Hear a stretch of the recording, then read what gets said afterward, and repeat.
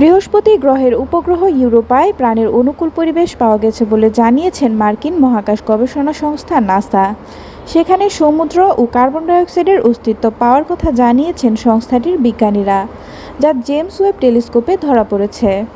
যে কোনো জীবন বেঁচে থাকার অন্যতম ভিত্তি অক্সিজেন ও কার্বন ডাইঅক্সাইড। তাই ইউরোপায় কার্বন ডাইঅক্সাইডের সন্ধান পাওয়ার মাধ্যমে সেখানে প্রাণের অস্তিত্ব পাওয়ার অনুমান করেছে মহাকাশ গবেষণা সংস্থাটি।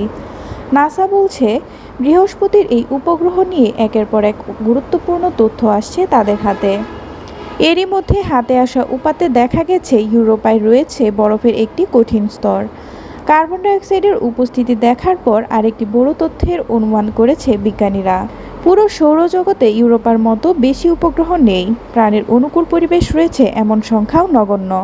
ফলে কার্বন ডাইঅক্সাইডের অস্তিত্ব পাওয়ায় আশার আলো দেখছেন বিজ্ঞানীরা।